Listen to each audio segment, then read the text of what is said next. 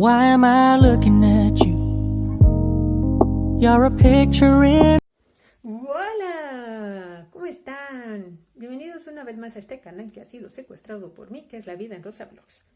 El día de hoy les vamos a hacer entrega del penúltimo video de esta serie de entrevistas que le hicimos a mi jefita.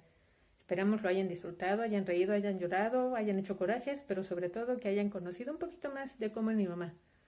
Así que estamos pensando en hacer una segunda temporada. Si les interesa, comenten, denle like, síganse suscribiendo y sin más preámbulo, que corra el video. Para ti, ¿cómo fue esta cuestión entonces que mi papá regresara y te dijera, es que quiero regresar contigo, es que ya me di cuenta que eres, no sé, la mujer de mi vida, mis hijas? Porque al fin y al cabo lo que hace un alcohólico toda su vida es mentir, y lo que se le da bien hacer es la mentira. Entonces, ¿qué le pides tú a cambio? O no sé si hubo como ese diálogo de, ok, a lo mejor podemos regresar, pero... Sí, yo le decía eso, ¿no? O sea, entras, no, me dijo, no, yo voy a seguir así mi vida. Y entonces dije, no, además yo tomé hasta como burla, se me hacía frustrante eso. Oye, vivimos tanto tiempo y no te has dado cuenta de quién soy. Como dice el dicho, nadie sabe lo que tienes al lado, pierde, porque no es lo mismo. Yo siempre, nunca le faltó comida. Ni porque estuviera enojada. Él daba o no daba, tenía la comida. Su ropa, limpia, planchada. Nunca le faltó nada. Entonces, porque yo lo amaba. Y además sabía que era mi obligación. A mí mi papá eso me enseñó. Entonces, no, para mí eso fue muy difícil. Decir, bueno, pues ahora ya te diste cuenta y ahora vamos a volver. Pues no es así. Porque no es un juego. Sí, claro. Porque además yo para tomar eso estaba muy joven. Claro, en 7 años. Yo tenía que hacer... 30 años. Ajá, tenía 30. Como que poner en una balanza las cosas, estudiar bien, ver a futuro. Yo decía, con mis hijas yo haré lo que sea. Y yo trabajo y yo las saco adelante. Bueno, se pidió la pensión. Nos divorciamos en Texcoco y se le pide 65% del salario, que en realidad pues sí era bastante, pero dice, no, pues es mucho, pues es lo que estipula la ley. Me dice, no, pues es que, ¿cómo voy a dar todo eso para comida de las niñas? Le digo, no, es que la pensión alimenticia no es comida, es renta, es educación, es vestido, no es una, son 3. Y entonces dijo, no, pues ¿sabes qué? Que dijo mi mamá que siempre no. Para eso, pues yo ya estaba trabajando, yo llegaba a donde trabajaba, ya no estaba, ya, porque por ley se lo descontaban.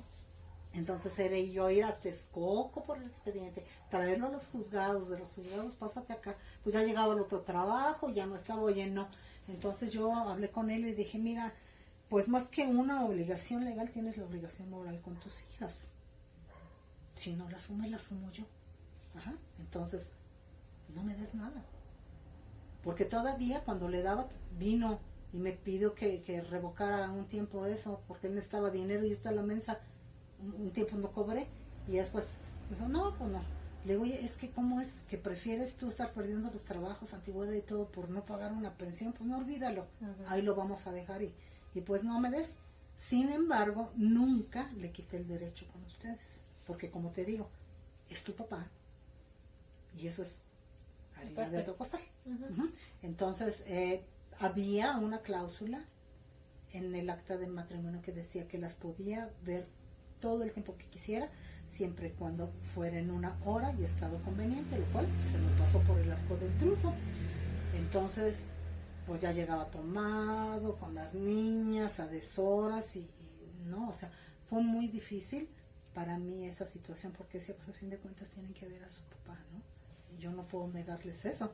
Pero ¿cómo manejaste el divorcio digo, yo tenía 3 años y yo no recuerdo que tú hayas platicado conmigo, al menos? ¿Qué le dijiste a mis hermanas? No, yo platiqué con las 3. Pues sí, pero pues yo no me acuerdo, no estaba muy pequeña. Entonces yo se los puse así, como lo pudiera entender un niño. Claro.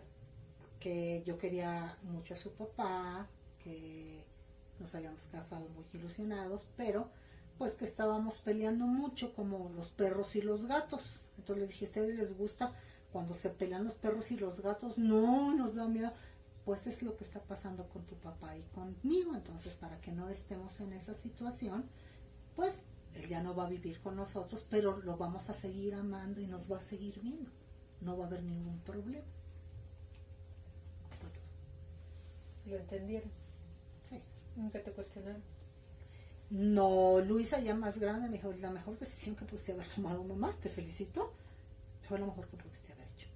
Porque yo no creas, sí me ponía a pensar que adelante iban a venir reclamos de por qué esto, por qué lo otro, que me iban a decir por qué nos apartaste de mi papá, porque pues en ese transcurso de su crecimiento y de la carrera de Luisa fue trabajar mucho. Todo el tiempo que yo fui mesera trabajaba de 11 de la mañana a 1 de la mañana. Y fue una mamá a control remoto, porque si no trabajaba no comíamos, no pagaba renta. Y entonces era, ya comieron, y yo dejar comida preparada y decirle a Luisita, hija, con mucho cuidado te subes a una sillita y les das de comer. O sea, la hice responsable a una edad que ella no debía, cuando no tenía que ser. Entonces yo decía, me va a reclamar tarde o temprano, claro. Me va a decir, oye, no era mi obligación, era tu obligación, era tu responsabilidad, yo qué culpa, ¿no? Entonces, sí, yo crecieron y dije, pues cualquier chico rato me lo van a echar en cara. A lo mejor algún día pudieran entender que todo lo hice por ellas, que todo lo que yo trabajé, bueno, de tanto tiempo, pues era llegar a las 2 de la mañana, hacer comida, medio limpia, revisa tareas, duerme 1 hora, párate, y así fue mucho tiempo. Por eso es que a los 30 y tantos años, a los 40, fue la primera embolia, después viene la segunda embolia, y fue por tanto estrés acumulado, claro, de tanto trabajo, porque para mí y pues... estrés emocional también, porque claro, pues obviamente viene esa separación de la persona a la que amas, a la persona que decides vivir el resto de tu vida y con la que tienes 3 hijas, y que por culpa de esa enfermedad él no pudo responsabilizarse de tener una familia. Entonces, ¿cómo llevas tú ese sentimiento de pérdida, de abandono, de fracaso? Fue muy curioso porque yo no lloré. ¿No lloraste en el divorcio? Yo no lloré en ese divorcio, yo me sentía liberada, porque yo lo sentía ya como una carga, el diario estar esperando cómo vienes, qué vas a hacer, el poder ya tener una vida con y la más zozobra libertad. de saber que se iba y no sabía si estaba bien. Exacto, o si iba a regresar, ¿no? Entonces ya decía, pues, como que ella es harina de otro costal, y lo siento por mis suegros.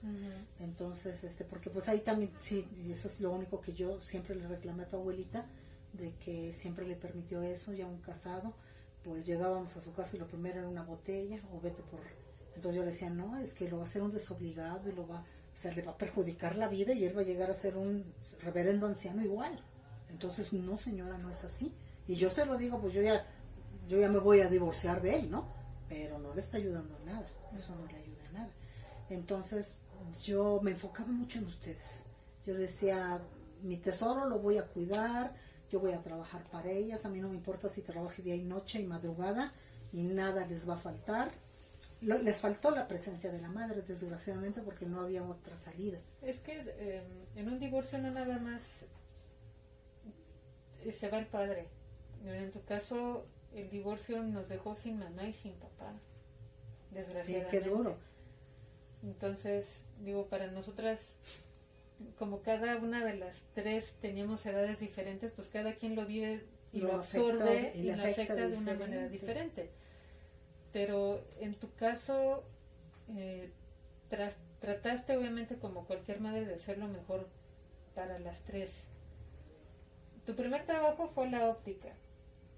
Sí, después, pues cierran la óptica, me avisa con tiempo, y yo me puse a buscar trabajo. Entré de decana en Bancomer. Ya después yo sigo en Bancomer, que vendiendo tarjetas de crédito, que ganaba mucho porque vendía mucho, gracias a Dios. Esos eran buenos tiempos. Muy buenos tiempos, porque yo vendía por 5 y ganaba muy bien. Entonces empieza a decaer ya las tarjetas de crédito, porque empieza a haber fraude de parte de los solicitantes, que metían comprobantes de ingresos falsificados. Entonces ya cuando pasa tu solicitud y la checan allá en la universidad, pues de las 8 que vendí me regresaron 10, pues ya no era negocio. Dije, no, pues otro giro. Entonces me pongo yo a buscar de lo que fuera, comienzo a en restaurante, creo que fue. Ujú. En restaurante, yo vi que había una vacante para hostess. Y dije, pues de ahí soy, pero no contaba con que estaba chaparrita y que por la estatura, ¿no?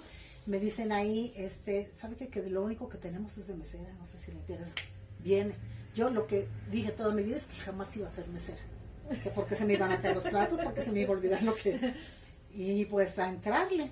Entonces, había mucha necesidad. Pero decías, yo nunca voy a ser mesera no porque fuera un trabajo denigrante, sino No, porque, porque- como no tenías buena memoria, decías, es que No, yo me decía- van a pedir el caldo aquí, le Sí. voy a llevar el arroz. Ajá, o le tira algo encima, ¿no? Entonces comencé a trabajar ahí y por suerte había un capitán que se me figuraba mucho mi papá, pero el señor era muy amoroso. Ah, Y un día me dice, nosotros podíamos comer solamente de la comida de empleados, nada a la carta, nada. Y un día me jala y me dice, Rosy, ven, ahí está un tibón, ahí está, y te tienes que alimentar bien, porque tú trabajas más de 12 horas diarias. Dice, y eres una excelente trabajadora.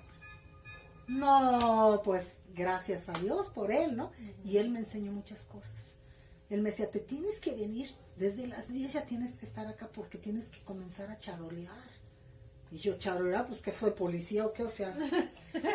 Yo me acuerdo, ¿no? Que ya había trabajado en unos restaurantes chiquitos en donde pues no era de la high y se servía de otra manera, por los refrescos así. Me dijo, no estás en la fonda, aquí los refrescos no son así, aquí es en una charola. Y los servicios son con hielera, botellas, refrescos, vasos. Y tienes que saber. claro. Y era alfombra. Y era con tacones. Caminar en alfombra es como correr. Sí, claro.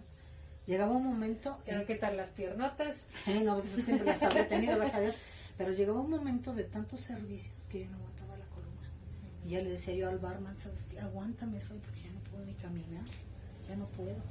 Sí aprendí a charolear bien. Él me enseñó cómo se sirve el pescado, con qué vino, los cubiertos de qué lado van. Pues yo los ponía como en mi casa. Sí, claro. Entonces me enseñó mucho. De hecho, él hizo un manual que me dijo, le va a servir mucho en su vida.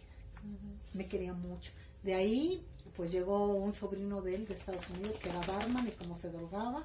Y yo creo yo así como, chin, quería abusar de mí. Un día llego yo, teníamos un vestidor y llego yo y no hay chapa. Entonces le digo al cajero, ¿quién quitó la chapa de ahí o qué? ¿A poco no hay chapa? No, le digo. Entonces yo como pude y me estaba cambiando y entra. Y era un hombrezote así. Y me carga. Yo me zafo, estaba un carro de servicio con cuchillos y todo, y lo único que hizo fue agarrar un cuchillo y se lo puse aquí. Le dije, ¿o me dejas? Y pues hasta lo drogado se le quitó. Y ya le dije yo al capitán, pues yo ya me voy. Digo, porque pues yo aquí corro peligro con... No, Rosy, ¿cómo crees? Y qué pena y no sé qué. Me manda a otro restaurante que se llamaba Los Tolines, de sus sobrinos, en la colonia Cuauhtémoc, por atrás de la embajada por ahí. No, unas personas bien finas, también un restaurante enorme. Y ahí y seguí así mi carrera de mesera por muchísimo tiempo. Trabaja y trabaja y trabaja. Y luego pues, tuvimos la oportunidad de trabajar juntas. Yo contigo en la fábrica. Bueno, pero Yo eso fue con mucho ella, después. más después. ¿No? Sí. Pero sí, para sacarlas adelante fue el trabajar mucho, y ya cuando la carrera de Luisa pues costaba mucho, y además el tener que hacerle traducciones porque sus libros estaban en inglés y yo súper mal de la cadera y ya no aguantaba, y fue mucha satisfacción.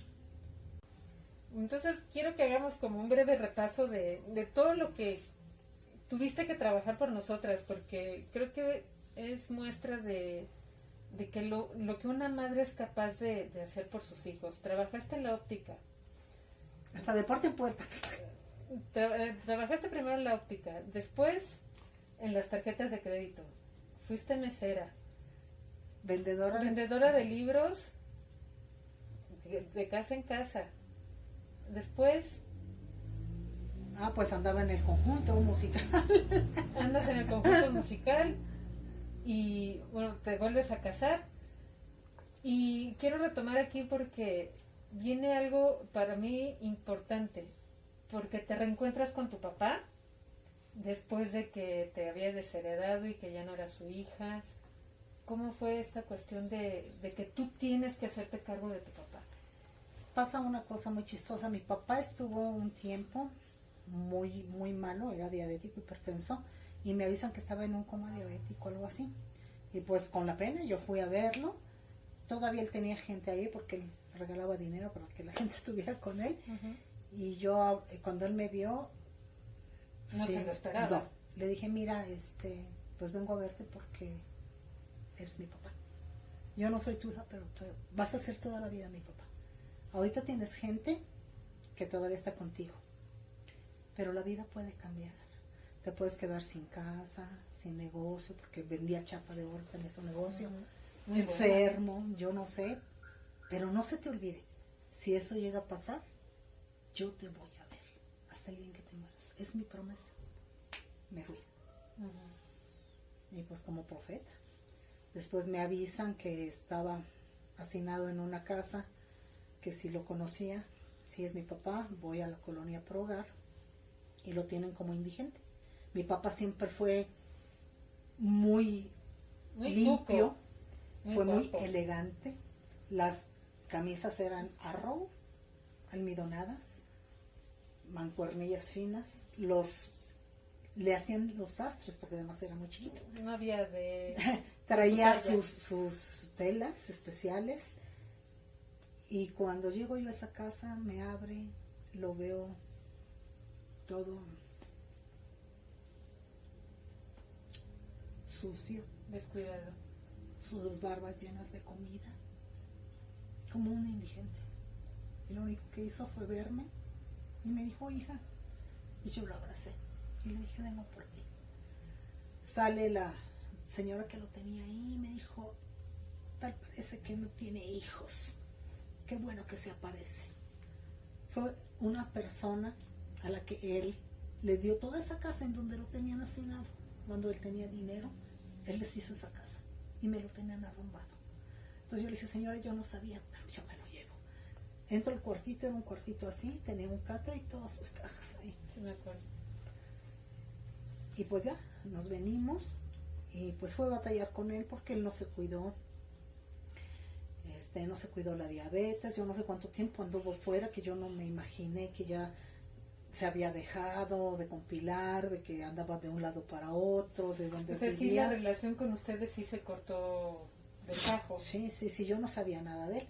Entonces ya pues fue los cuidados, el cuidarle, que no se dejaba su diabetes, él tomaba, se salía y se tomaba sus cocas y se tomaba no sé qué, no sé cuánto. Entonces ya pues lo tuve conmigo, se casó Jessica, nos quedamos nosotras, se casa Luisa. No. De que se casa Jessica, nos fuimos a vivir a Patlaco. Pero en ese inter a mi abuelo lo tuviste en asilo. Sí, porque yo no podía ya caminar, entonces lo tuve que meter a un asilo y fue muy duro porque me lo maltrataban. No, en Apatlaco no, porque mi papá murió en Por eso. en leyes de reforma. Okay. Sí, todavía nada más se había casado Jessica. Se pone muy mal mi papá.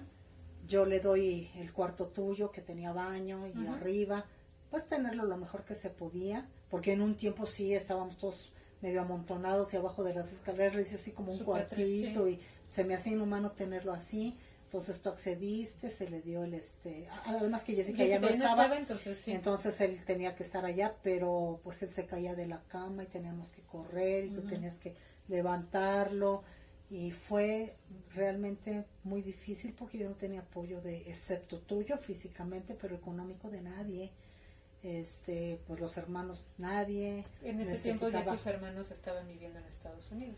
Sí, entonces pues esa era la excusa, no tengo dinero, no estoy allá, pues, no me mandes dinero, mándame las medicinas, háblale mínimo. No le hablaban, él empezó a deprimirse. Yo le decía, te habló Raúl, pero estabas dormido y te mandó un mail. Como niña chiquita. Sí, yo me inventaba mis mails y todo.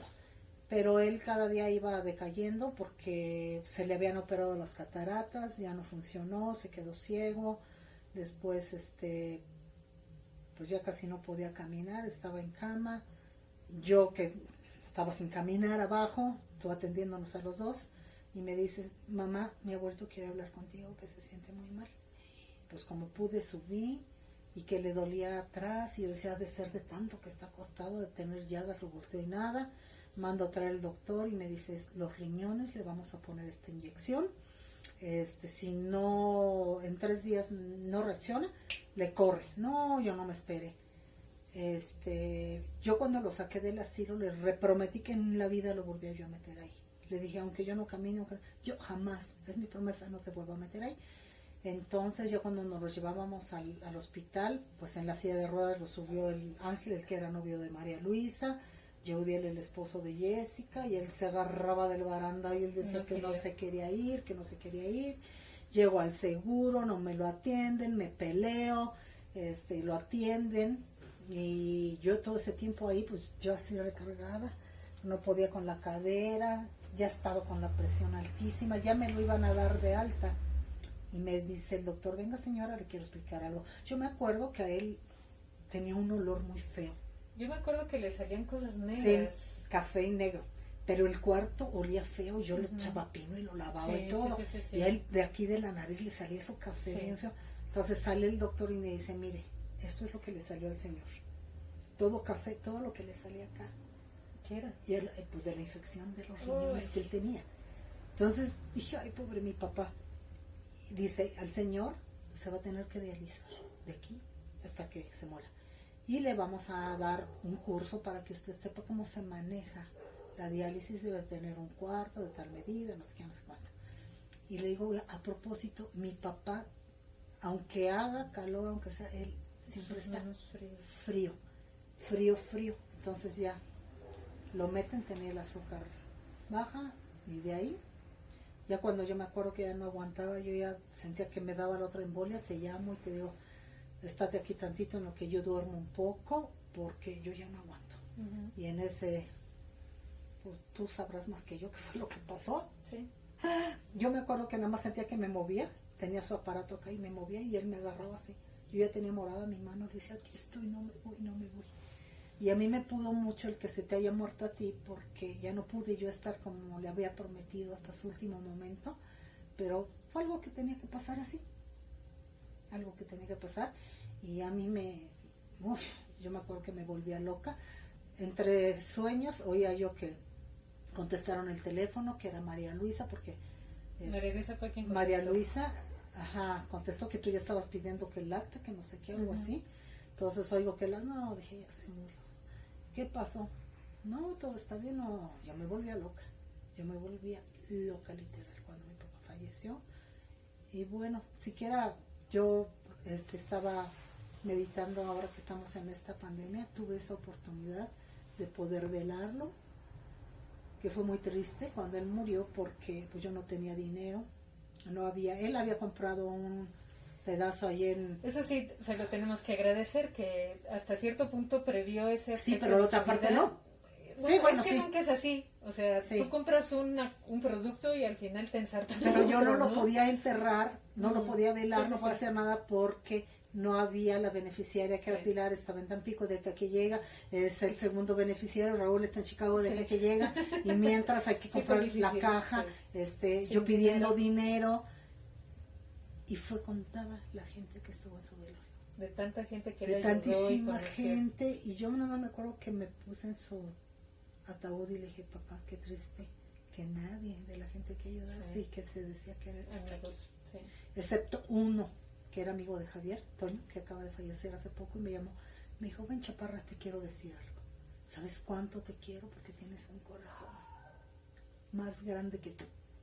Dice, porque amas a tu papá hasta este momento, y porque ninguno de tus hermanos hizo lo que tú hiciste por él.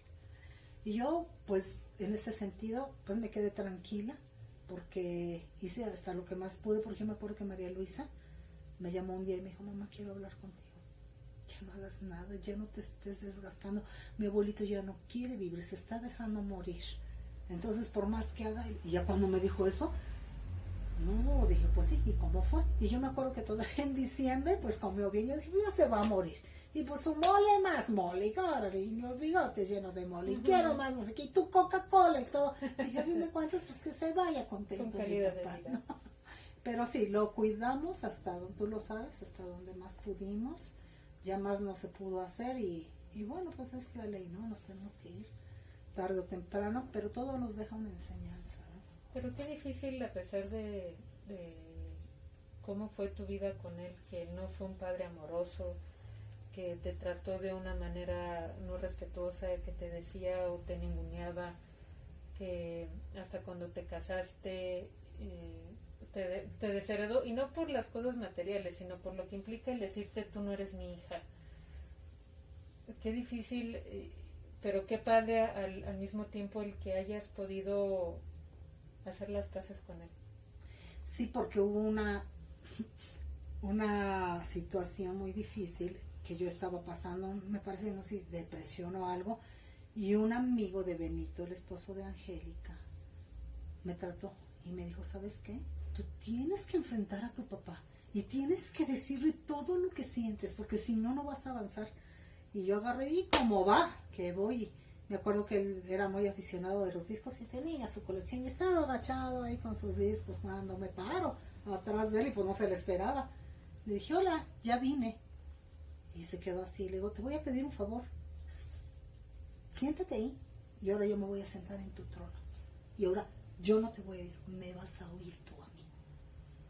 No, hombre, le dije, pues si yo no era tu hija y si tanto rencor con mi mamá, pues ¿para qué me trajiste contigo? Y para la vida que me diste, porque no es justo que a los 9 años una niña esté trabajando y esté... Cuando no tenías cuando no necesidad de tenía trabajar. necesidad y con ese estrés, porque también produce un estrés trabajar tanto Claro, tiempo claro. y sin la oportunidad de estudiar y Y ahora yo me doy cuenta que no soy lo que tú dijiste porque me he salido, gracias a Dios, con mis hijas y con todo, y soy una mujer exitosa, y soy una mujer positiva, y soy esto, y soy el otro, y ¡pum!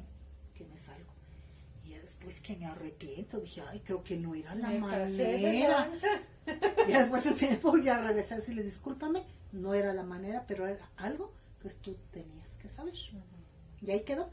Pero como dice Yeudiel, el esposo de Jessica, que fue una bendición el Sí, poderlo de tomar definitivo. porque hubo una reconciliación. Ya entonces él me pedía perdón todos los días de su Sí. vida. Perdóname por no darte mi cariño, perdóname porque te di las migajas, perdóname por ello, ya no me digas porque yo ya te perdoné. El ya poderlo abrazar y ser correspondida, no, para mí eso fue todo. Entonces Dios tiene sus tiempos y sus formas. Por eso para digo que todo. qué padre al final que pudiste reconciliarte de cierto modo con él, que lo pudiste perdonar y que él pudo pedirte perdón, porque yo creo que también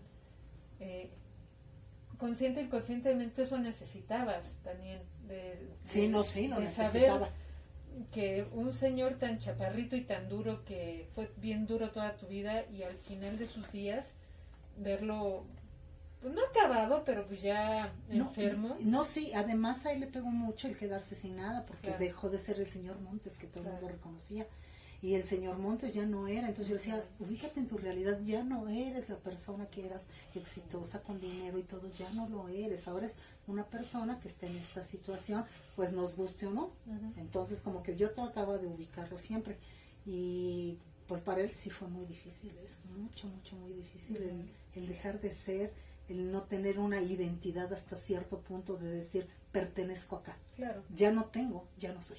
sí. Ujú. Y pues sí, yo entiendo que esa parte para él fue difícil. demasiado difícil, y sí, te digo, día con día me bendecía. Ujú. Él me daba la bendición, yo sé Sí. que hasta la fecha me llega. Me decía, ¿quién iba a decir que a la hija que tanto maltraté, que tanto humillé, es la que más me ama y me cuida? Ujú. Y hoy decía, qué duro, ¿no? Ujú. Qué duro el tener que El reconocer enfrentarse. eso, Ujú. con el orgullo, porque tenía un Sí. orgullo del tamaño del mundo, pero pues la misma situación lo hizo humilde, Pues sí. no había de otra.